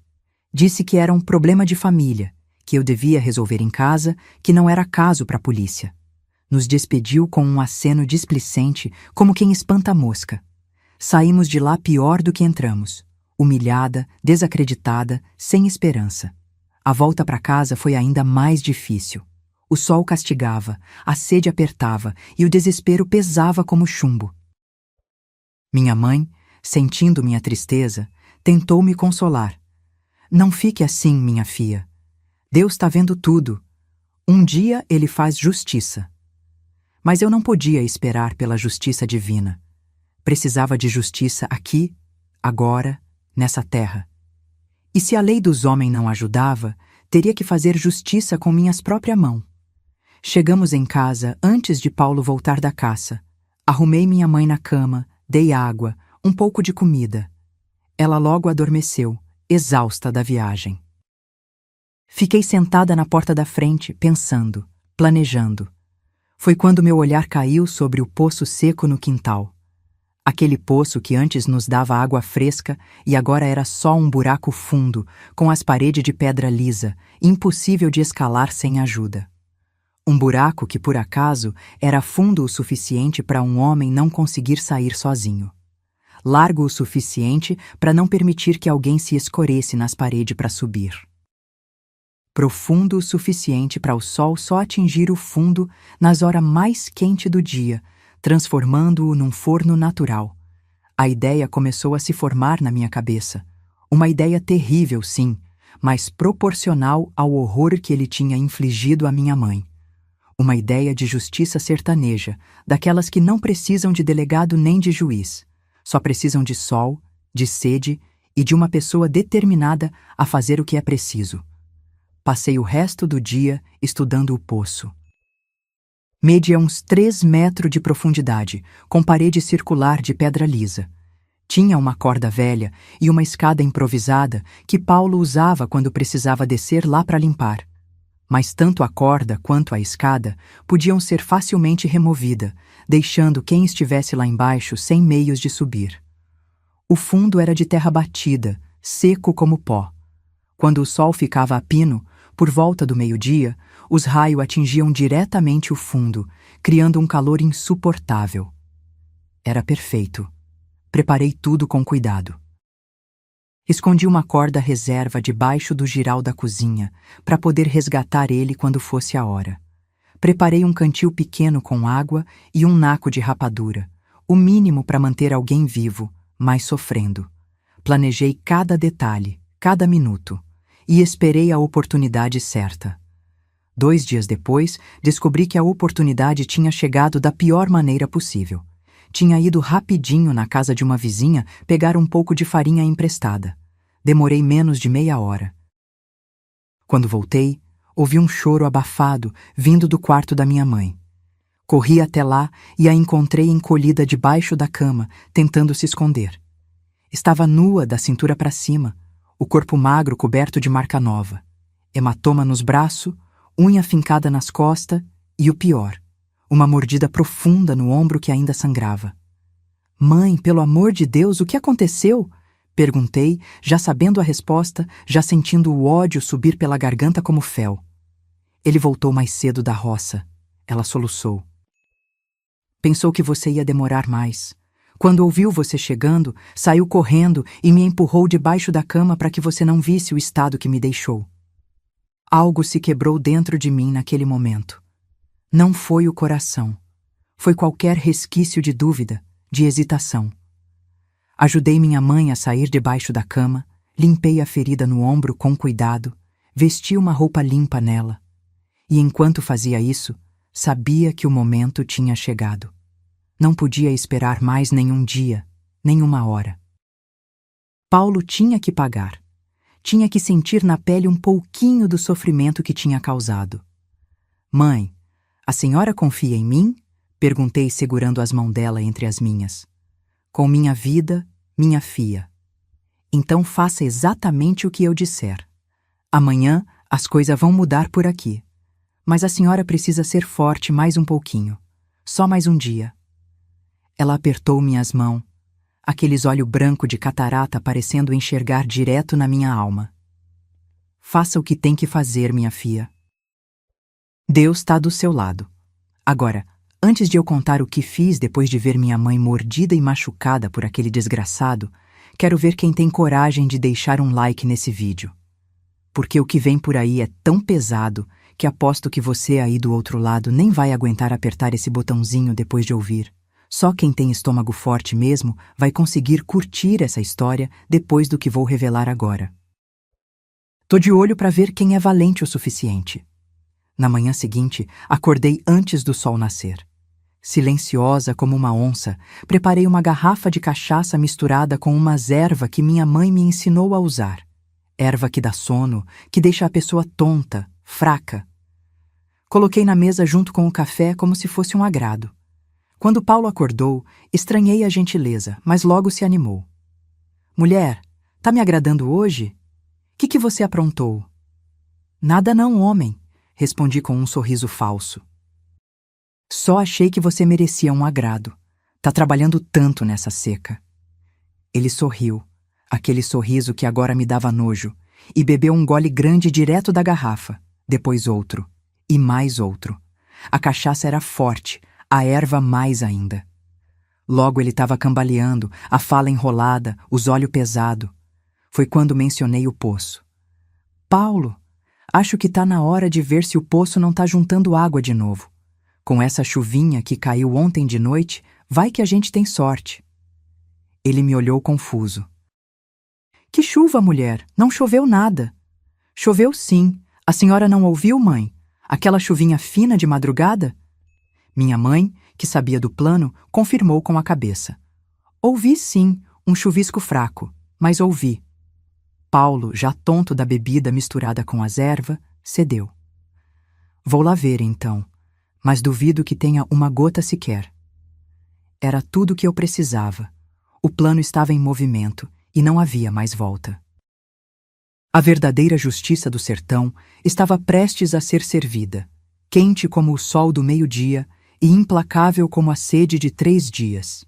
Já na noite anterior, eu tinha começado os preparativos. Quando Paulo dormiu, ronco alto de quem não tem peso na consciência, levantei sem fazer barulho e fui até o giral, onde minha mãe guardava suas ervas.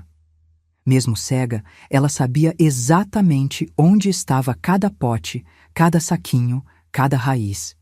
Tinha me ensinado desde pequena o poder de cada planta. Peguei um pouquinho de dormideira, aquela que as parteiras usam para acalmar mulher no parto difícil. Misturei com folha de maracujá do mato, que deixa a pessoa mole, sem força. Juntei também uma semente de mucunã, que dá uma tonteira forte, confunde a cabeça. Foi tudo socado no pilão pequeno, sem barulho, e guardado num saquinho de pano limpo. De manhã cedo, antes dele acordar, fervi aquela mistura com um pouco d'água, coei num pano fino e deixei esfriar. Depois misturei com a cachaça que ele guardava para ocasiões especiais, num cantinho do armário. Aquela cachaça forte, de alambique, que desce queimando a garganta. A mistura ficou perfeita. Não dava para sentir o gosto das ervas, só o da cachaça braba mesmo. Coloquei na garrafa que deixei na mesa, junto com o café. Quando Paulo levantou, já estava tudo pronto. Ele estranhou a garrafa, claro, mas aproveitou sem fazer muita pergunta. Homem assim não questiona quando aparece bebida de graça na sua frente.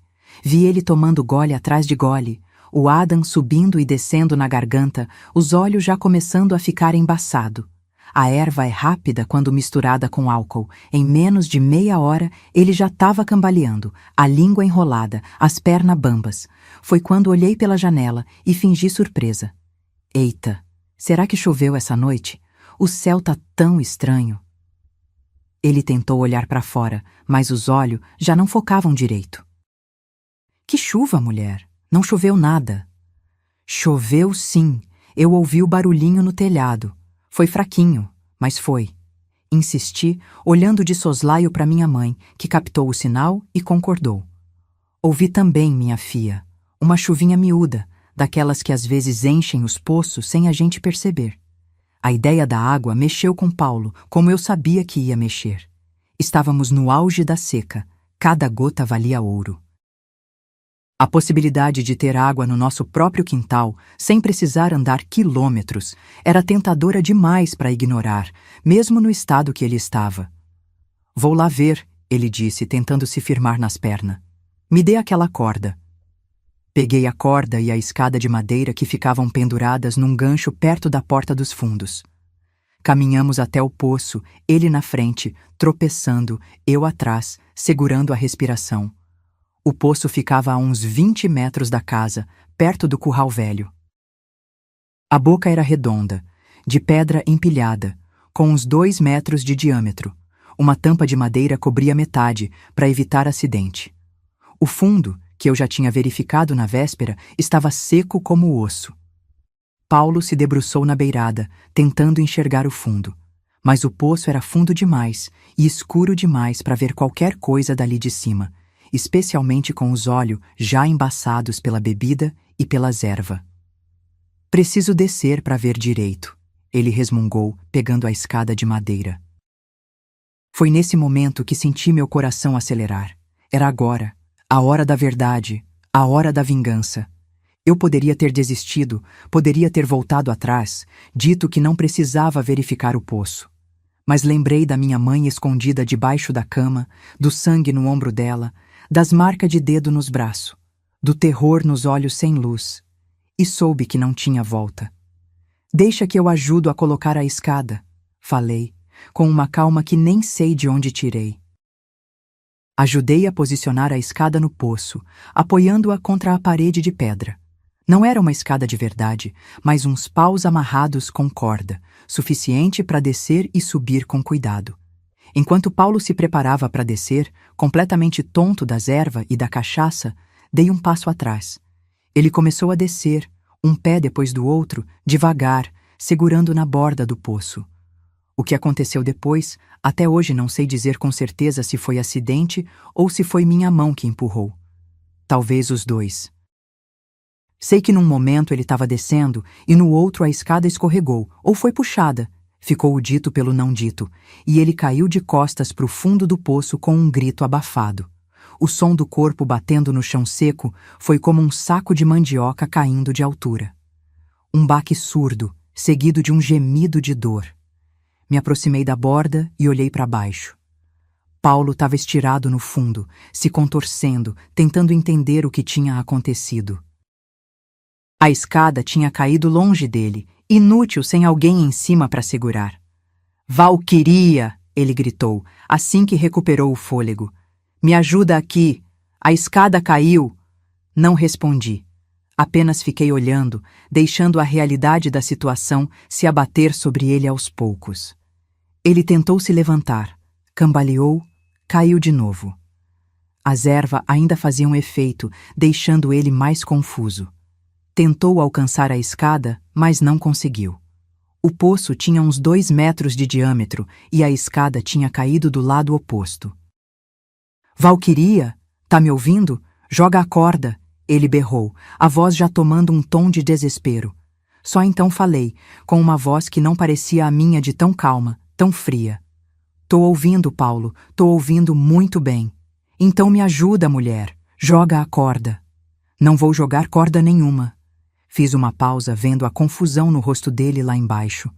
"Você vai ficar aí por um tempo, para pensar no que tem feito com minha mãe." Vi o rosto dele mudar. Primeiro, confusão. Depois, compreensão. Por fim, raiva. Uma raiva que transformou a feição dele, que fez ele mostrar o monstro que realmente era. "Sua desgraçada, me tira daqui agora. Eu vou te matar quando sair, tá me ouvindo? Vou matar você e aquela velha cega." "Pode gritar à vontade", respondi, ainda com aquela calma estranha. "Não tem ninguém para ouvir. Os vizinhos mais perto estão a mais de quilômetro. E você sabe bem disso, né?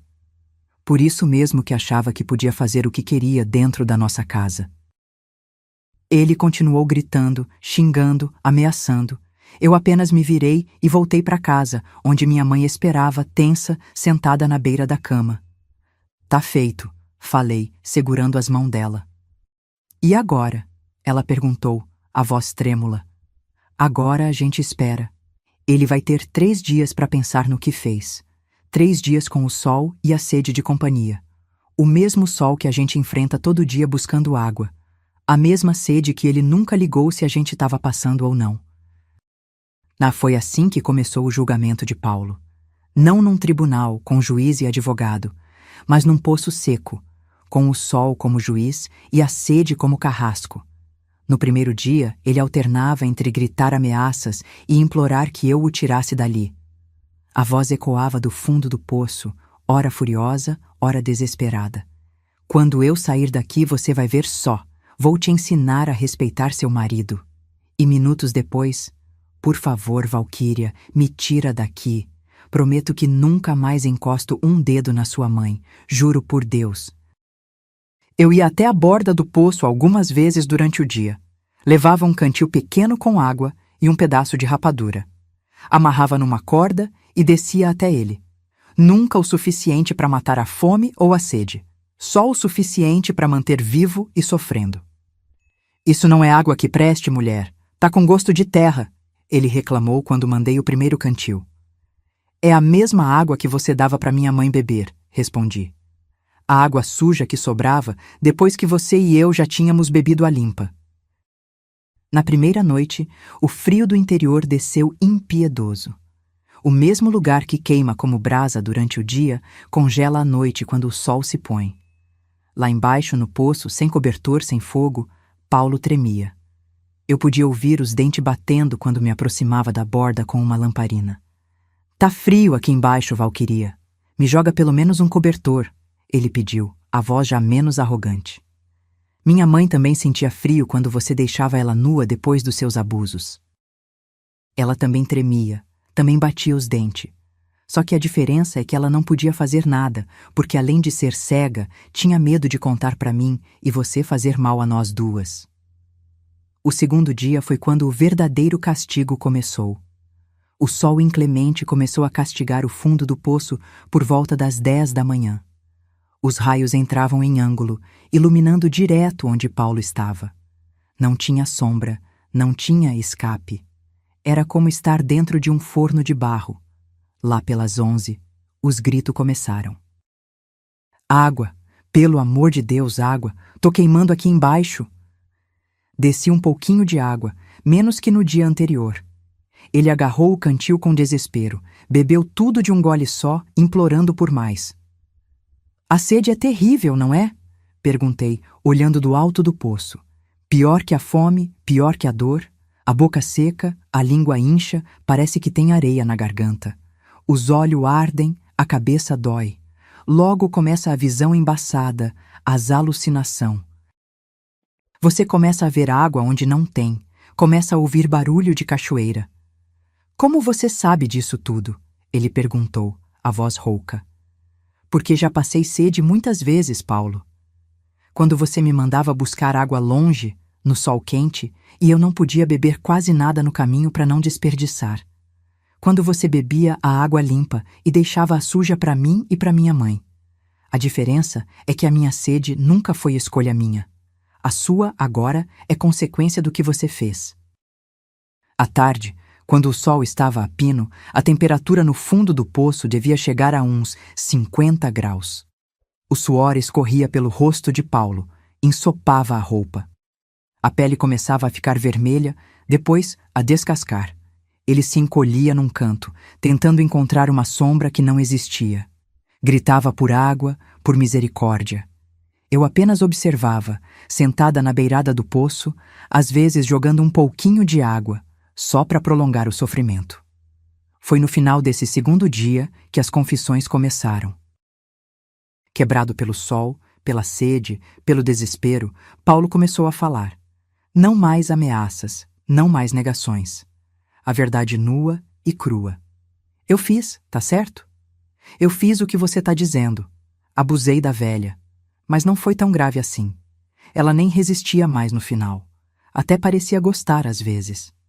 Aquelas palavras me deram tanto nojo que quase joguei uma pedra nele ao invés de água. Respirei fundo e respondi. Ela não resistia porque sabia que seria pior se resistisse. Porque você ameaçava machucar ela ainda mais, porque ela não tinha como fugir, como se defender, e você se aproveitou disso, da cegueira dela, da fraqueza, da idade. A noite do segundo dia foi ainda mais fria que a primeira.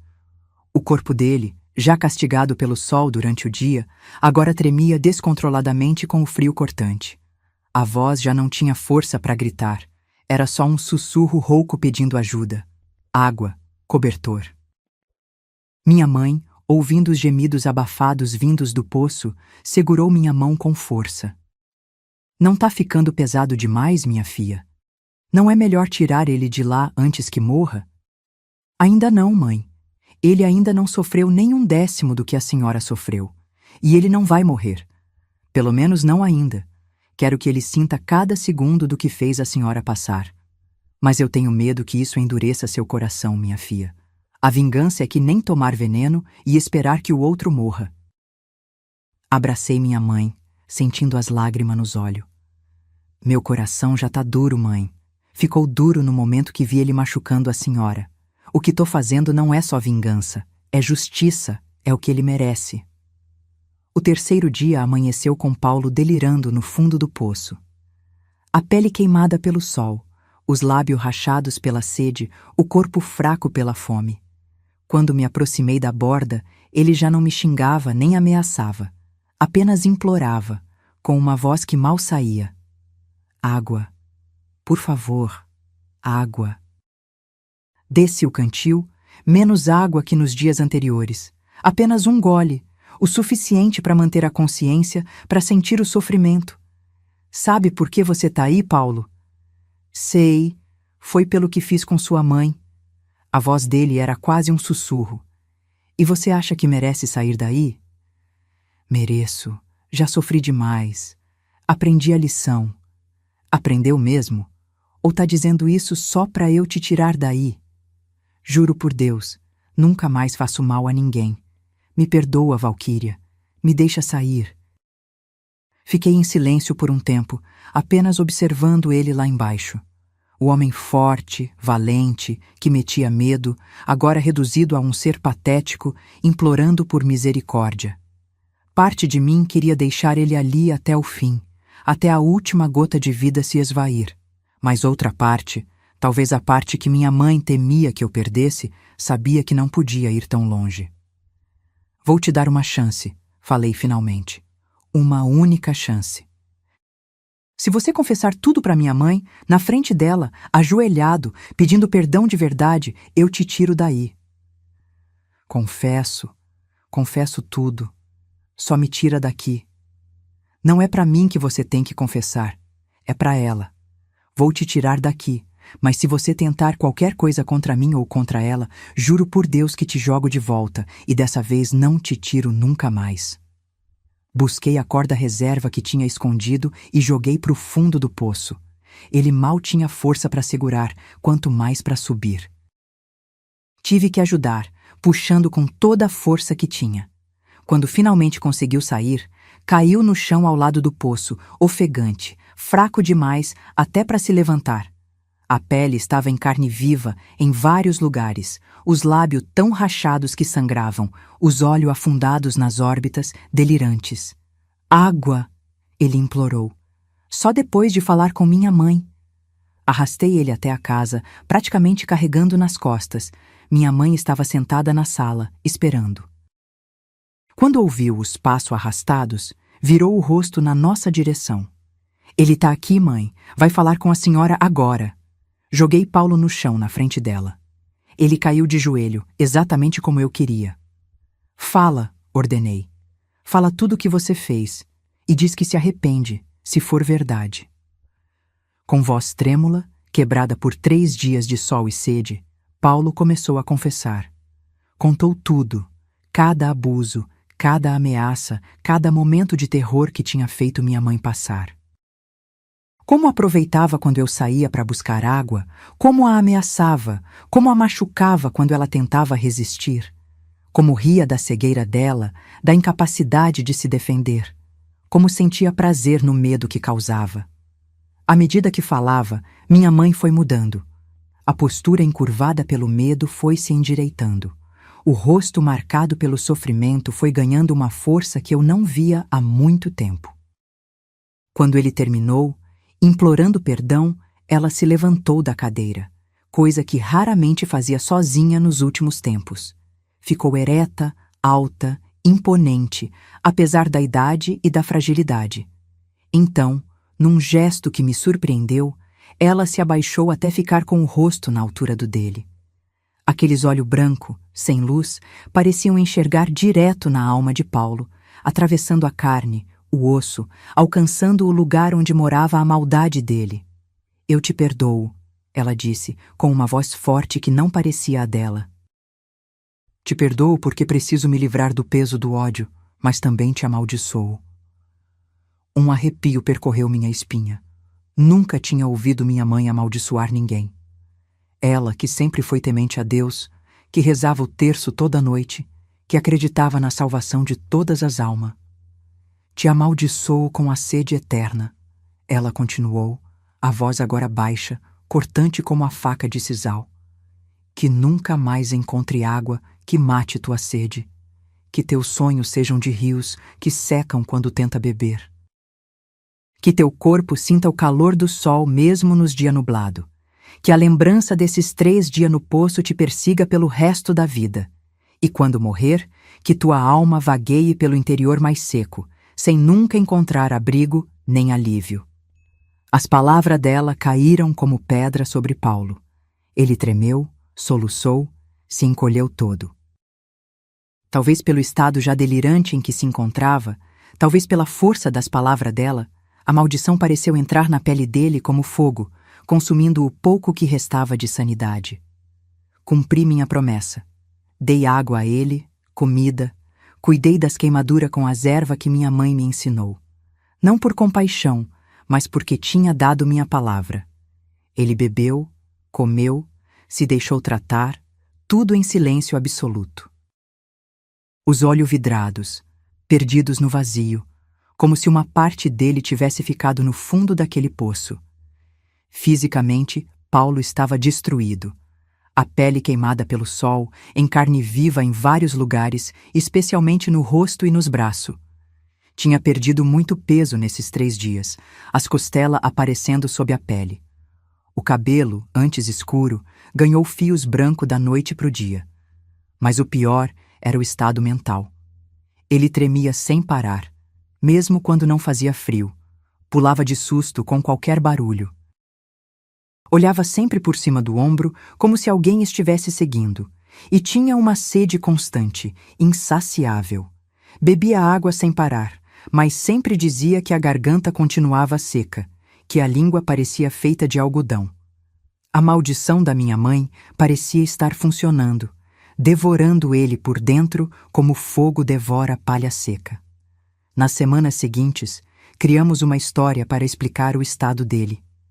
Dissemos aos vizinhos que Paulo tinha caído acidentalmente no poço, enquanto verificava se tinha água. Que ficou lá quase um dia inteiro até eu perceber e conseguir tirar. Ninguém questionou muito. Acidentes assim eram comuns, especialmente em tempo de seca, quando a busca desesperada por água fazia as pessoas correrem risco. O delegado, seu Aloísio, até apareceu na nossa casa quando ouviu a história. Mas não veio investigar, não. Veio ver se o compadre estava bem, se precisava de alguma coisa. Olhou com suspeita para mim, mas não disse nada. O que poderia dizer? Ele mesmo tinha ignorado meu pedido de ajuda dias antes. E mesmo que desconfiasse, não tinha como provar nada. Era a palavra de 2 mulheres contra um homem que mal conseguia falar agora.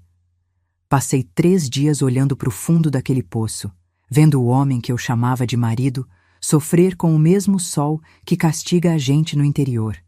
Ele implorou, chorou, prometeu mundos e fundos, mas só recebia um pinguinho d'água de cada vez. Tem gente que vai dizer que fui cruel demais, que podia ter matado o homem. E você, que está me ouvindo agora, o que teria feito no meu lugar? Teria entregado para a polícia que não ia fazer nada?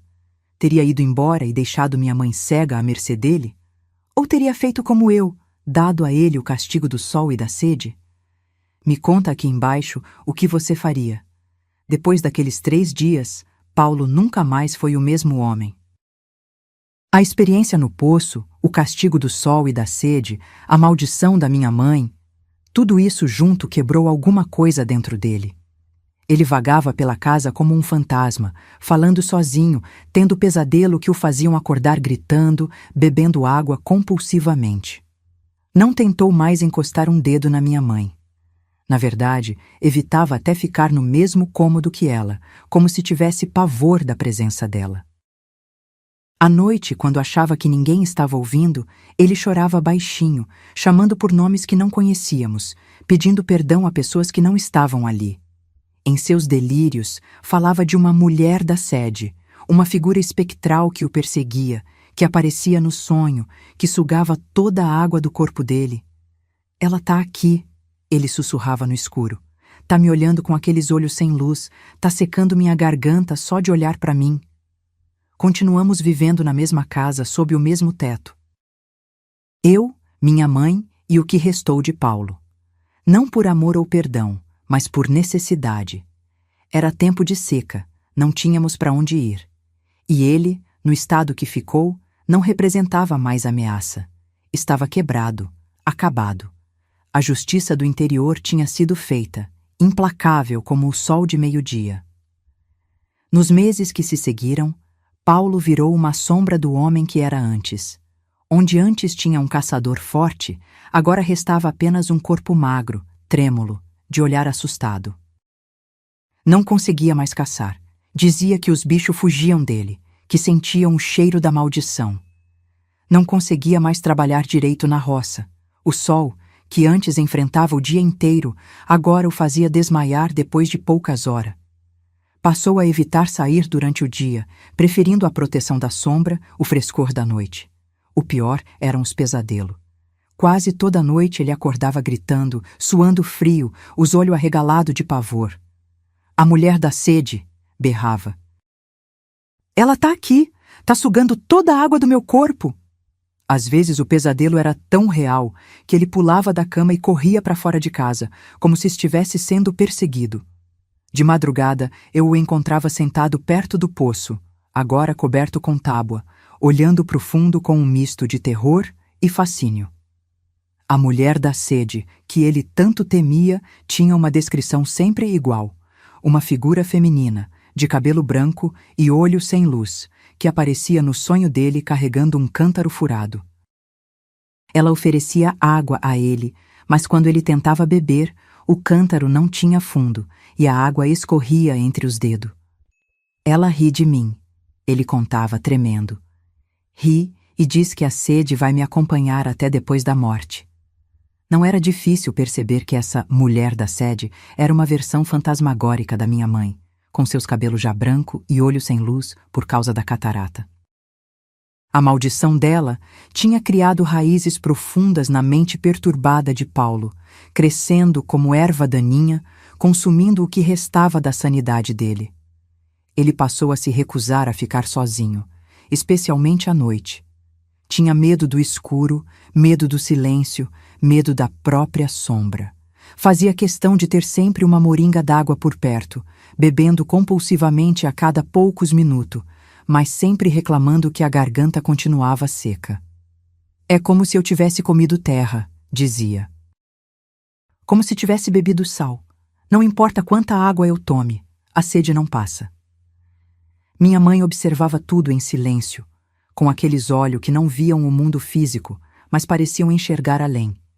Não demonstrava alegria com o sofrimento dele, nem remorso, apenas aceitação, como quem vê a natureza seguindo seu curso. Cada um colhe o que planta, minha filha, ela dizia baixinho quando estávamos sozinhas. A justiça pode demorar, mas não falha. Seja a justiça dos homens, seja a justiça de Deus, seja a justiça do interior. A vida seguiu assim por quase 2 anos. Uma convivência estranha, silenciosa, cheia de fantasmas invisíveis. Eu cuidava da casa, da roça, da minha mãe. Paulo existia nas sombras, cada vez mais fraco, mais distante da realidade. A seca tinha dado uma trégua, os açudes encheram um pouco, a vida ficou menos dura, mas para ele, a seca nunca acabou. Continuava sentindo o calor do poço na pele, a sede do castigo na garganta. Até que veio outra estiagem forte, no início de 1965. Não tão terrível quanto a grande seca anterior, mas suficiente para secar os açudes pequenos, para matar as plantas mais fracas, para fazer o gado emagrecer. O poço do nosso quintal, que tinha recuperado um pouco d'água com a chuva, voltou a secar. Mas dessa vez, tínhamos um açude comunitário que tinham feito a uns 2 quilômetros de casa, que ainda aguentava firme. Numa manhã de agosto, Paulo acordou mais agitado que o normal. Tinha passado a noite inteira falando sozinho, discutindo com a tal mulher da sede que só ele via. De madrugada, saiu de casa sem dizer nada. Pensei que fosse só mais um dos acessos dele, que logo voltaria. Mas o dia passou, a noite chegou e nem sinal.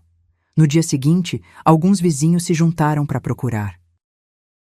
Encontraram ele perto de um açude seco, a uns 5 quilômetros de casa, do lado oposto ao açude comunitário que ainda tinha água.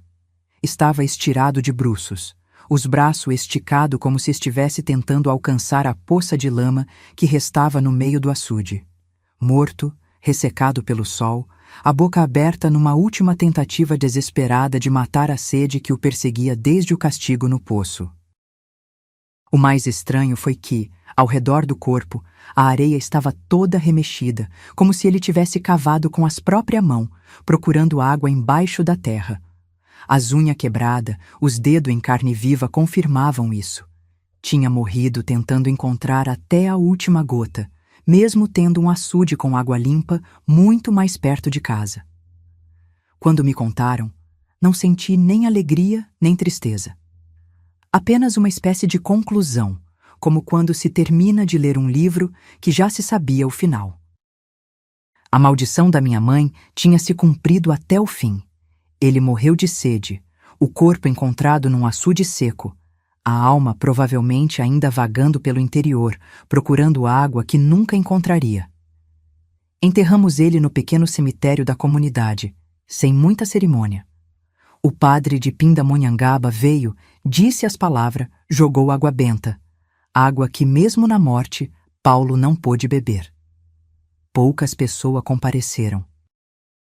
Ele nunca foi homem de fazer amizade, e os rumores sobre o que tinha acontecido em nossa casa, mesmo nunca confirmados abertamente, afastaram muita gente. Fiquei me perguntando quantas daquelas mulheres presentes também tinham seu segredo de horror doméstico, quantas também sonhavam secretamente com uma justiça que nunca viria pelos meios oficiais. Com a morte de Paulo, pensei que me sentiria livre, aliviada. Mas o que senti foi uma estranha mistura de sentimento. Não arrependimento, nunca me arrependi do que fiz. Talvez tristeza pelo que poderia ter sido, pelo casamento que nunca foi de amor, mas que também não precisava ter sido de horror. Alívio, sim, por saber que minha mãe agora estava definitivamente segura. E uma sensação de fechamento de ciclo, de que a história tinha chegado ao seu final natural, da forma que tinha que ser. Continuamos vivendo na mesma terra, na mesma casa. Eu e minha mãe, duas mulheres sozinhas no interior. Mas não tinha medo. Tinha aprendido a me virar, a sobreviver. Meu pai tinha me ensinado a lidar com a terra, a conhecer os tempos de plantio, a prever o clima. Minha mãe tinha me passado todo o conhecimento sobre as ervas, as cura, as reza. Paulo, mesmo sem querer, tinha me ensinado a caçar, a encontrar água, a construir e consertar as coisas. Estava preparada para a vida que me esperava. Nos anos que se seguiram, nossa vida ganhou uma tranquilidade que nunca tinha conhecido antes. A casa, que antes era palco de tanto sofrimento calado, agora parecia respirar mais leve. A presença da minha mãe enchia os cômodos de sabedoria, de histórias, de ensinamento. Ela, que tinha se encolhido tanto durante os anos de abuso, voltou a ser a mulher forte e sábia que lembrava da minha infância. Cantava de novo enquanto trabalhava, tecia os fios de algodão, fazia seus remédios mesmo sem enxergar, e me ensinava tudo, absolutamente tudo que sabia. Aprendi a lidar com a terra sozinha, a fazer o trabalho que antes era dividido entre 3 pessoas. Plantava feijão, milho, mandioca, criava umas galinhas, uns bode. Não era vida de rico, mas dava para viver com dignidade. O mais difícil continuava sendo a água, sempre escassa no interior, sempre preciosa, mas tinha aprendido a encontrar onde ninguém mais achava que havia. Minha fama de encontradora d'água começou a se espalhar. Sabia reconhecer o sinal que minha mãe me ensinou, o tipo de planta que cresce, a coloração diferente da terra, o comportamento dos passarinhos e insetos. Às vezes, uma família de um sítio distante vinha me buscar. Dona Valquíria, estamos sem água há semanas. Dizem que a senhora sabe encontrar mesmo onde ninguém mais acha. E eu ia, com uma varinha de madeira especial que minha mãe tinha me ensinado a usar. Andava pelo terreno, atenta ao sinal, até sentir aquela vibração na varinha, aquele puxão quase imperceptível que indicava: aqui tem água. Nunca errei. O conhecimento sobre as plantas medicinais que herdei da minha mãe também virou fonte de respeito na comunidade. As pessoas vinham de longe para buscar remédio. Chá para dor de barriga, garrafada para problema de mulher, lambedor para tosse, pomada para ferida que não cicatriza. Eu e minha mãe formávamos uma dupla perfeita. Ela com a sabedoria de uma vida inteira. Eu com a força e a disposição para colher, preparar, distribuir. Minha mãe viveu até os 92 anos, uma idade impressionante para quem passou por tanto sofrimento. Morreu tranquila, sentada na cadeira de balanço que ficava na varanda, olhando com aqueles olhos sem luz para o horizonte, como se pudesse ver algo que nós, com visão perfeita, não conseguíamos enxergar. Vou encontrar seu pai, minha filha, foram as últimas palavras dela, e vou dizer para ele que você nos protegeu, do jeito que ele queria quando arranjou seu casamento.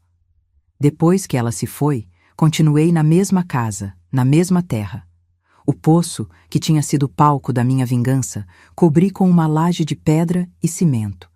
Em cima, plantei um pé de mandacaru, que todo ano dá uma flor branca, linda, que só aparece de noite. Algumas pessoas acham macabro plantar flor em cima do lugar onde quase matei um homem. Eu acho que é um jeito de transformar horror em beleza, de fazer nascer vida onde antes só havia maldade. Ao longo dos anos, fui procurada várias vezes por mulheres da região que passavam por situações parecidas com a minha. Algumas sofriam na mão de marido violento, outras tinham filhas sendo abusada, outras enfrentavam ameaça e humilhação diária. Vinham buscar conselho, remédio para as marcas, às vezes apenas um ombro para chorar. Nunca contei abertamente o que tinha feito com Paulo. Algumas coisas é melhor deixar no silêncio. Mas aconselhava do jeito que podia, com a sabedoria que a vida dura tinha me dado. No interior, a justiça às vezes não vem do fórum. Vem da natureza, vem da terra, vem do sol e da sede. Não é crime dar a um homem o castigo que ele merece quando a lei dos homens falha. Cada um de nós carrega dentro de si a capacidade de fazer justiça quando todas as portas se fecham. Não é vingança cega, é equilíbrio, é restauração da ordem natural das coisas, é dar ao malfeitor o gosto do próprio veneno.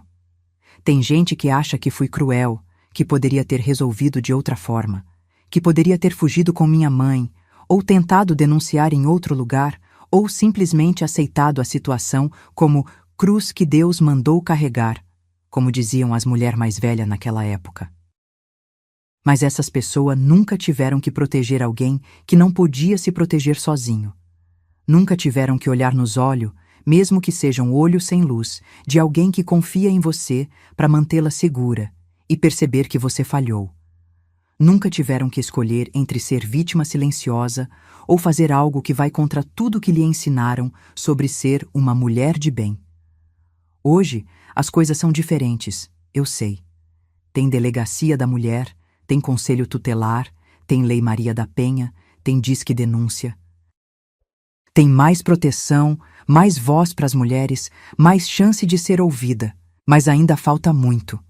Quantas mulheres ainda sofrem calada, por medo, por vergonha, por falta de opção? Quantas ainda ouvem que, em briga de marido e mulher, não se mete a colher?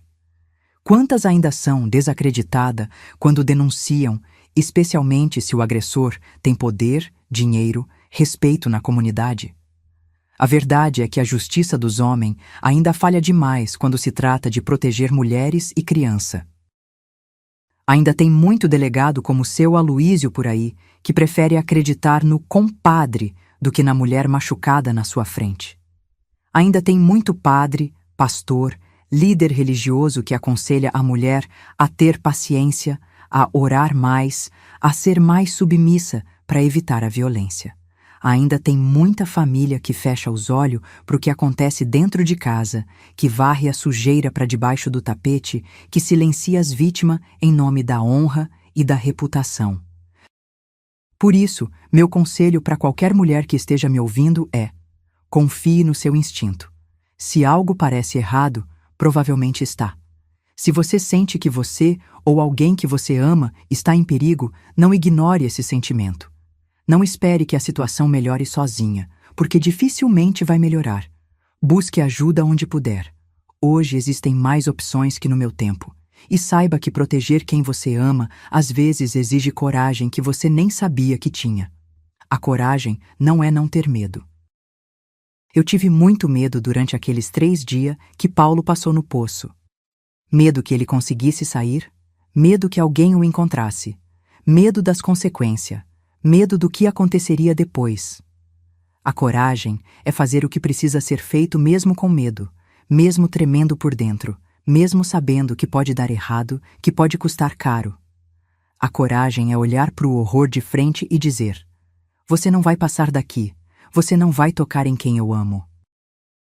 Hoje, com 88 anos nas costas, olhando para trás, não me arrependo do que fiz. Não foi bonito, não foi fácil, e certamente não foi o que sonhei para minha vida quando era mocinha. Mas foi necessário, foi justo.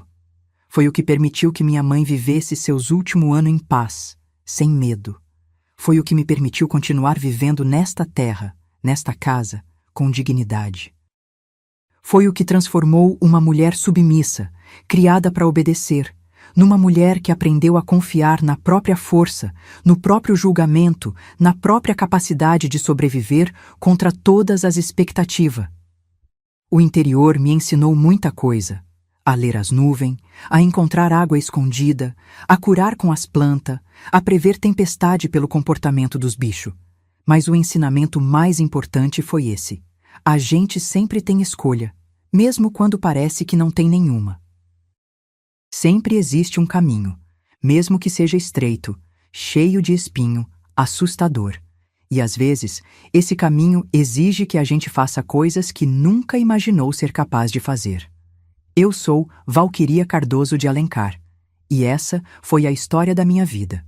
Um relato de dor, sim, mas principalmente de uma filha que fez o impossível para proteger sua mãe numa época em que ninguém protegia as mulheres. Se você quer ouvir mais histórias como a minha, histórias de mulheres que enfrentaram o inferno, mas saíram dele mais fortes, se inscreva aqui no canal Vovós do Brasil. Porque a sabedoria não vem dos livros, minha filha, vem das cicatrizes que a vida deixa. E nós, velhas que somos, temos muito ainda para contar. O interior me ensinou que sobreviver é resistir. E resistir, às vezes, é dar ao malfeitor o gosto da própria maldade.